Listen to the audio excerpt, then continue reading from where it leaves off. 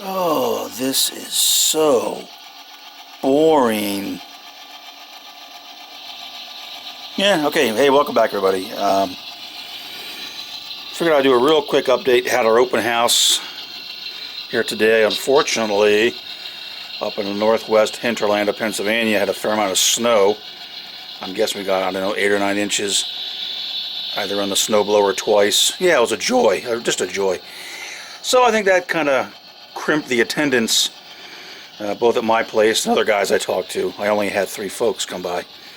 Well, unfortunate. I was looking forward to meeting some folks and chatting about the layout and trains and stuff, but that's okay. I certainly understand. So what I figured I'd do, since I have things kind of cleaned up and labeled up, I'd do a quick tour. Some of the newer folks might not have seen the layout in a while because I haven't done that. And what I have been doing, the reason I said this is so boring, although to alleviate that, I have my delicious decanter of Shinerbach beer from the great state of Texas. I've been testing the track, cleaning the track. I got, this is a Walthers Proto GP7 that I just took them out of the box and got them running. Basically what I did so far, all the north yard, all the track, I'm just running this guy around nice and slow, which is why I said boring, because this is kind of boring.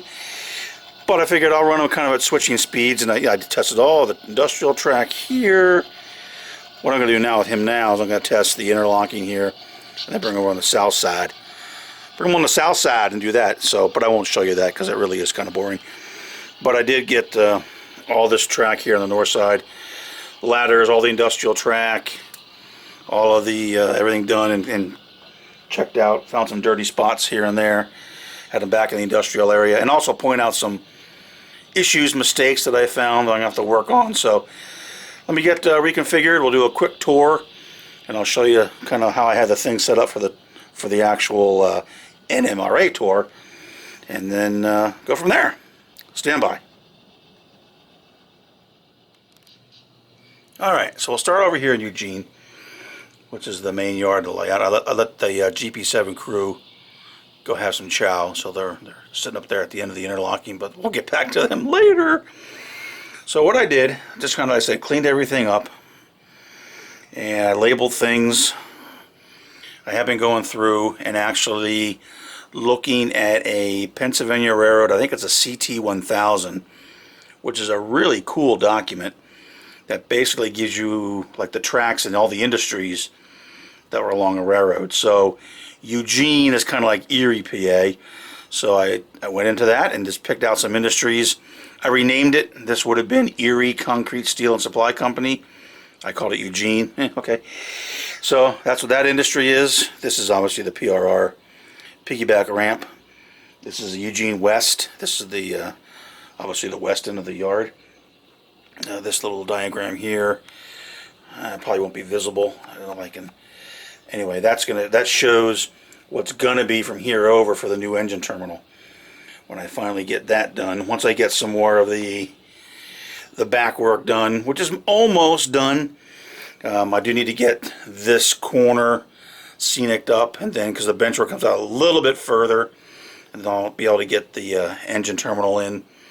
And there's gonna be a turntable here, roundhouse, and a machine shop that I got from Shorty Parker. That's our block building that was covered. That's going to be somewhere in the area. And then coming down this way, here's some layover New York Central Power that came off the Olean branch. I'll show you that. And then this is the south yard. This is going to be the coal yard here. Going to have a coal dock. I have a Walthers ore dock. I'm using it as a coal dock here, and then maybe get a lake boat at some point that I can bring. And so that's kind of something that's got to happen. So that's where our coal comes in here. Then there'll be a locomotive guy assigned to shift the dock. The north yard is kind of the class yard, which used to be the old, basically visible staging. And it's a long yard. You know, I was running that GP7 down these tracks at slow speed. I'm like, come on, come on, come on. Anyway, so they're pretty long tracks. Have some pretty good sized trains. Come along here, and I forgot. Go back. Come on. What kind of tour is this? So this is the Lord Corporation, which is Those in the Erie area will certainly recognize that name. That was somewhere on the Pensy. This here I just call Eugene Manufacturing because when I built this, that's what I put on the building.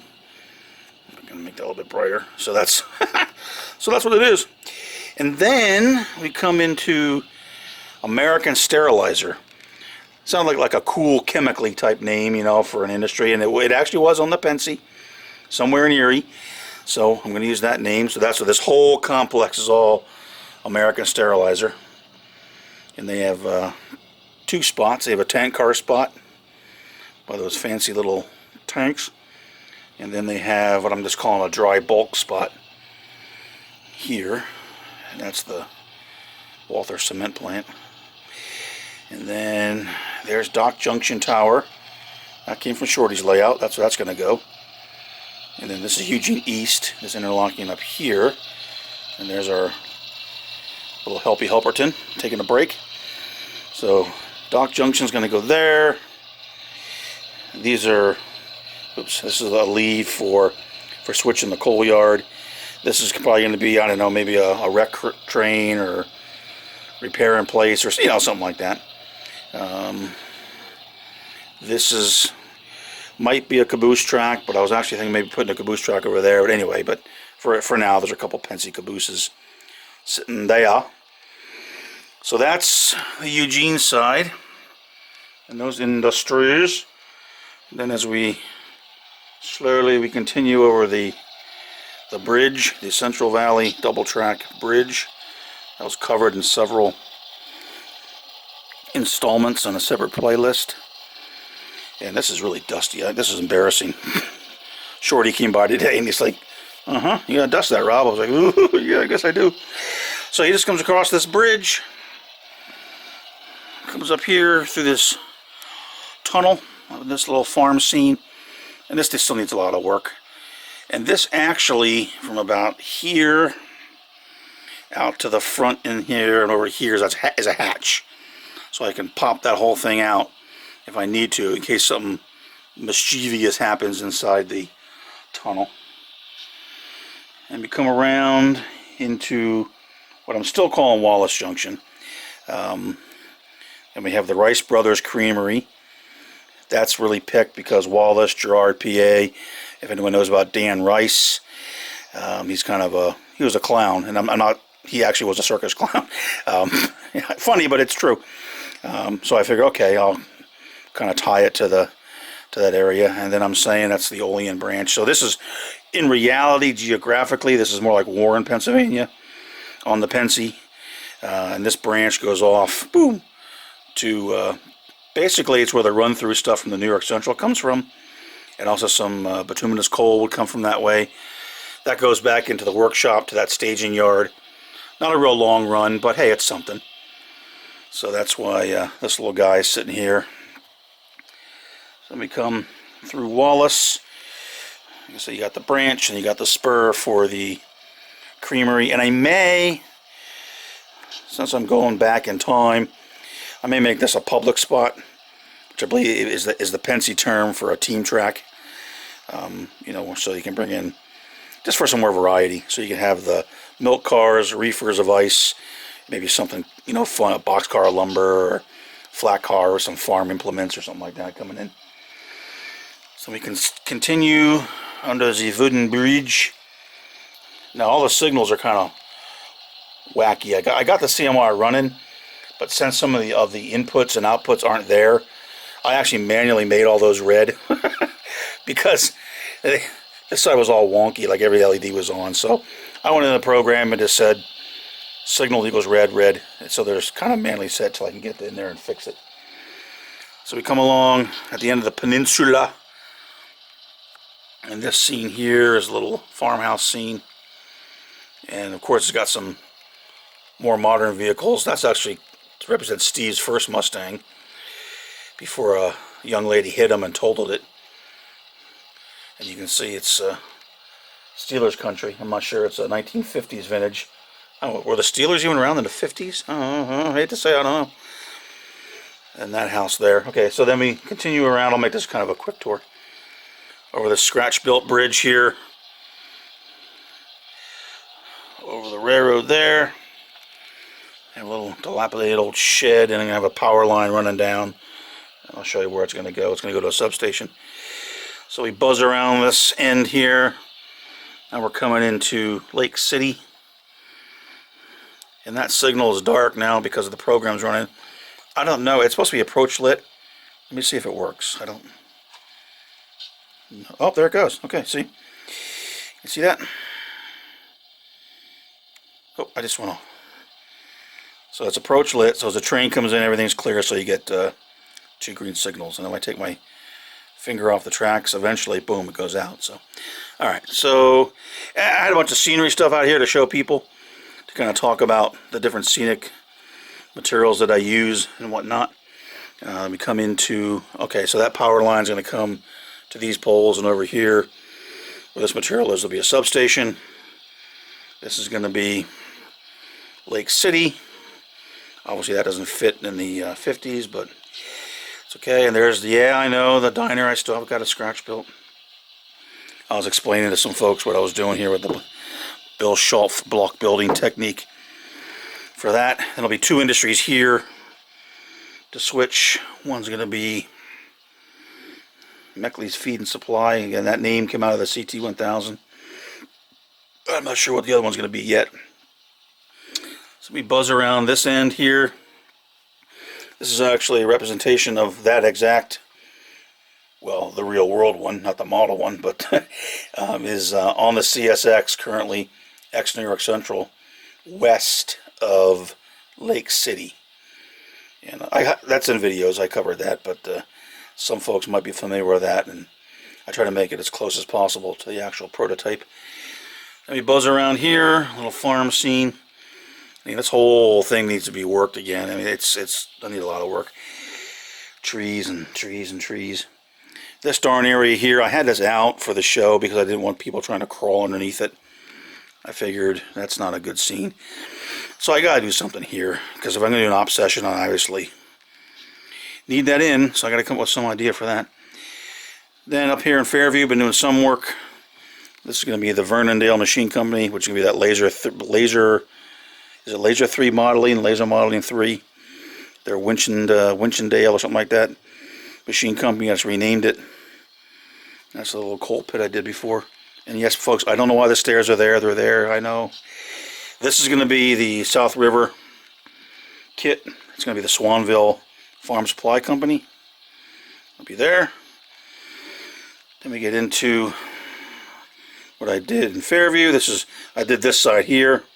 These are all done with Martin Wellberg from Scenic Express and MBR mats. And then the dirt road there was, I really kind of followed Luke Towan's techniques. Luke's fantastic, has a great channel. And I used his techniques for the dirt and using some of the raw sienna pigment to weather it down. So that's been accomplished in through here. Not done yet, but I got it far enough along that I can, again, move on to other things. And this is the tower at Fairview now. This was Shorty Parker's tower that I did a little bit of work on. Added the Pensy Keystone name and did some more interior details and a light. And then I added this here for the guy. I figure the guy's got, if he's going to hoop up orders, well, he's got to get there safely. So these 3 pieces are Blair Line. I think it's Blair Line. They're station crossing, like for at stations and stuff. These 3. This one I scratch built because I figured they'd come off a little bit here, and so I scratch built some steps and this little platform here. It's just a piece of scribe flooring with some other lumber around it. Now it's probably hard to see, but that's been done. This is one of Shorty's sheds. That's one where I added the August 1957 pinup calendar. And then we get down into the Avonia Supply. And here's where some of the issues are. There's 2 issues with this area that I got to remediate. One, this darn microengineering switch is all honkered up. The points are off. It'll snap back. It doesn't hold. It's meant to be a hand throw. It's going to have to come out. So what I did was I ordered a Pico Electrofrog number 6 right hand, so I'm going to have to come in here, zip, zip, zip, zip, drag that out and put the Pico switch in. I don't have room for a tortoise underneath, and fast tracks can be. I don't like the big ground throws like from Caboose Industries. That's why I have that little tiny one there. So that's an issue I got to fix because I'm not going to live with it. You bite the bullet and do it now. No, the crossing was okay. Down in here, where I tried to get fancy and put static grass in, yeah, it's not going to work. The locomotive will come down and it'll stall in here. So what I'm probably going to have to do, because I went with 4mm grass, which was a big mistake. It runs fine, like on this track, it runs good. Gets into here, and it tends to stall. Interestingly, not if you run fast. So if you come down here to 80 miles an hour, you're fine. But the people in the building might not appreciate that. And then this whole area here, I'm probably going to have to at least go in there and get it out of the flange ways and do some work on that. So that attempt failed. We'll see. This bush is actually a little bit too close too. It's kind of neat though. It kind of comes down and pushes out of the way. These are okay, but they do ride a little bit. What I should have done is probably put a timber in here on the flange side. So I'm sorry, that is so blown out you probably can't see it. So what I might do is just come back in there and kind of gouge that out, put a timber, you know, some wood in there to keep the flange away. They go over it just fine. It's really not a huge issue. They do clear it. The locomotives run through it, but just for the future, maybe I'll do some work on that. Other than that, didn't do a whole lot back in here that I haven't already shown on this particular building, but that's the scene back in there. Lighten that up, and then again that goes into staging to the east. Back behind there, that's the one entrance into staging. And this still needs trees up here to kind of help, you know, just disguise that. Then we come around, and we're heading back to Sharon on the single track. Used to be double track, now it's single track.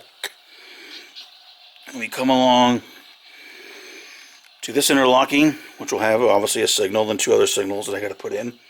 And pardon me while I stop for a delicious little Shiner bock. Tasty. So this is Sharon West. That's just a little thrown together for now control panel. Goes back to double track. We come into Sharon. And this area is going to be the big transformer factory. And if those, okay, so this is the other entrance into staging. And I want to show you, I've got videos on staging, so you pretty much can check that out if you're interested. But basically it's two stub-ended, a west-east stub-ended, one single run-through track. So that'll be kind of the off-layout staging. Coming into Sharon, and I just had some explanations out of kind of what I was planning to do, what I was working on here in the Sharon area. This is going to be another block building. That's the freight house at Northeast. And I'm going to be scratch building. That is Mr. Shorty Parker's. Erie Builders. Love that building. And he was gracious enough to sell it to me. So I'm very proud to have that on my layout. That's the Sharon Works, because the original was up in Erie. So that's going to sit back in there roughly like that. I got to figure out exactly how to do it, but pretty much like that. And he gave me all the trucks and the ancillary buildings, so it could be a pretty nice scene, I think. This is going to be in the front here, this other industry, which is kind of be a bigger industry. Won't all be modeled, but in theory it's there. It's Mercer Tube and Manufacturing. That's actually a building, an industry that was on the Pensy in Sharon. So I use that name for that. Makes sense. This one spot will be kind of a shipping receiving spot. And then over here I'll have a heavy spot. Might have a gantry in there or something like that where they can bring in heavier loads and kind of cool stuff. And then back here, all this area back here is going to be the Westinghouse Transformer Factory, which was in Sharon. I just put a little information in there. These are the type of loads that we'll have. These are interesting. These are actually most likely single-phase shell units, and it's actually laid down. This is the base of the transformer. And the one neat thing about shell units is you can actually lay them down on their side and ship them the way they're constructed. So that's actually laid down. When it goes into service, they'll take it on site and they'll physically lift it up, because this is actually the bottom of it. Same with this one. I can tell from the lifting lugs and where they are, and these little rollers they have on it to roll the when it gets on site. So these are the kind of things. So this will be kind of a neat area. Have some big transformer loads, incoming freight. This is going to be oil, kerosene track back here. This is probably a storage track for flat cars and depressed center cars. This is going to be the inbound, outbound, where the local out of Eugene can drop its cars. This is just sitting here. Ignore this. I just put it up there. This is going to be probably a track where the little local switcher can sit. This will probably be for the tank shop. This will be the main shipping, receiving, the high bay, so to speak, where the finished transformers will come out on rail cars. This will be, I'm going to call it the insulation pre-assembly area. Look at box cars and maybe some gondolas and stuff in there. And then the other track, which is kind of hidden back there, that's going to be a scrap track out of the tank shop where, scrap pieces will come out into gondolas and be taken away. And that's actually a dress nameplate off a Westinghouse transformer that I acquired when we repaired it when I used to work in the down in the Philadelphia shop. So that's an actual dress, Circle W that's called. GE has the meatball, Westinghouse has the Circle W. There's some wonderful trivia for you. So then this continues around, and you recognize where we are. Then we're back again here around the rock cut, and then back into Eugene Yard. So that's the layout. I said, unfortunately, didn't have a whole lot of people come by, but I figured I'd give you guys a virtual tour. Maybe some of you enjoy it.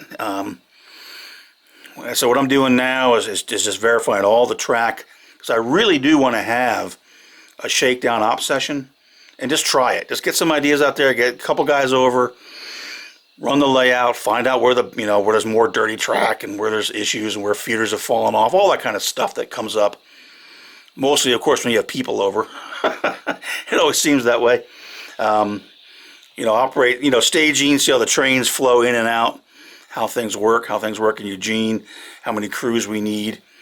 I'm not even sure really how to properly staff it just yet. So that's that.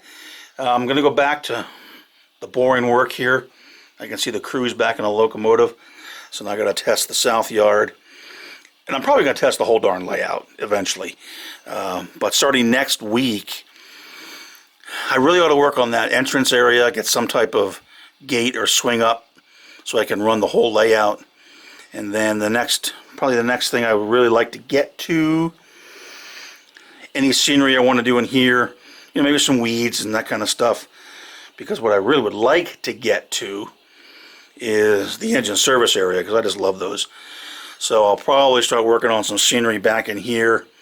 That's not going to be real detailed because it won't have to be. Because in all honesty, most people are going to come in and be looking here in the foreground.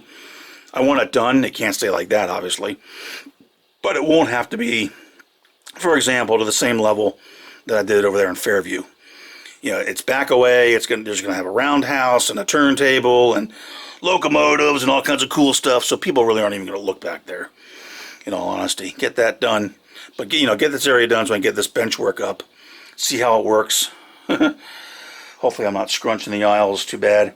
Another thing I noticed, in addition to the static grass causing an issue, I have a little bit of an issue here in this industrial area with this foam that I used. This is 2mm foam. I think over time it's expanding just enough that it's coming up slightly above the railhead. So I think the locomotive comes in and it might be pushing the truck up.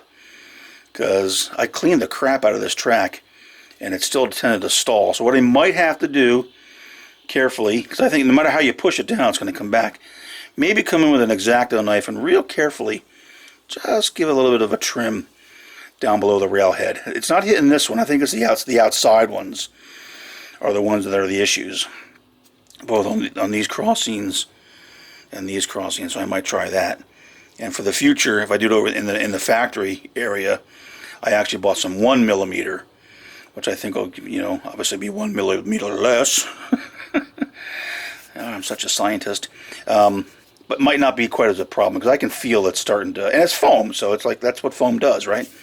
I can feel it coming up a little bit, so I might have to shave that. So, other than that, I haven't had a whole lot of huge issues. Other than, when you're balancing track, you got freaking matte medium and ballast, and it just kind of gets on the rails here and there. I did have a little surprise. This turnout was the only Fast Tracks turnout I've had where both of these points came off of the throw bar. First, it happened on the inside one where my finger's pointing. I know you guys can't even see that, but it came off, so I carefully, let me see if I can throw this turnout. Which one are you? Are you this one? No, wrong turnout, you moron. Alright, so this point had come, the solder joint, I must have done the bad solder joint, had come off. So very carefully, I was able to come in here. This is the nice thing about Fast Tracks. I was able to resolder it right in here carefully. Kept the spacing, got in there and soldered it up. And then about a month later, the other one was off. So that's why I see it's kind of clean with a new solder joint there, because I had to go in there and solder both of those. So I must have had a bad solder joint when I was doing that, but that's fine. Once you resolder it, works good. So I had to fix those points. But again, with Fast Tracks, that's not that big a deal. So, all right, let me wrap this bad boy up. I probably babbled on way longer than I should have, but I just want to give everyone a little bit of a tour, kind of where we are going forward. Got a lot of work to do yet. I also, another thing I need to do is get this area fixed up. I think I'm going to use these along here as a retaining wall. This all half will all be buildings, so that's going to hide all of that. So I'm not worried about that half. It's this half. I have to do something. It's not perfect. I really should have had that backdrop come all the way down, but I've lamented about my mistake on the backdrop in the past, so I won't bore you with it. And then I got to also figure out how I'm going to hide this. The other one I think is pretty well hidden. Well, what am I going to do here? Because I like to put a station right here. And by the way, Shorty was looking at my Fast Tracks jigs. He came over today, so that's why these are sitting there. There's going to be a station here. And how am I going to hide this? I don't know. There's some ideas. Put a building with a wall. I know, there's a lot of things I could do. But I need to do something because I need to get this area worked on. So that's it. That's the Bennett Railroad. Little quick visual tour for everybody that couldn't make it to the layout tour today. Hopefully that helped for some of the newer folks. Maybe kind of get an idea what this all the shenanigans are about. And we'll keep working, keep going at it. I definitely got to start making trees. So much to do, and I got to fix my mistakes over there. But the layout room was a lot cleaner than it was before. I guess the one thing about a tour, it does kind of help you, or force you to clean up a little bit. So, all right, that's it. Enough babbling. Let me get this up. I know it's been a while since I posted something, but start next week. We're going to start getting back to some serious work. So stay tuned, more to come.